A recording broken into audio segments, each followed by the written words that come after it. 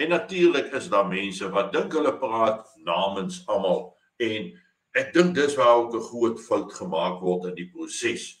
Maar die algemene gevoel wat ek kry is dat daar is te veel verskillende benaderings.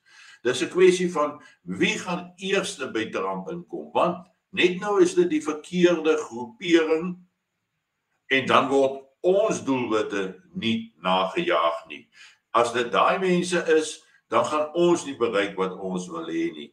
As dit hierdie ouens is, dan gaan die dinge vir ons vorentoe nie uitwerk soos wat ons dit wil hê nie, want party mense wil die boererepublieke herstel hê, die Transvaal en die Vrystaat, ander soek van Messina tot in Kaapstad, van die Ooskus tot die Weskus, ander sê ons sal tevrede wees as ons net ons voet in die deur kan kry met 'n stuk grond, wat ons dan op ons eie en self kan regeer.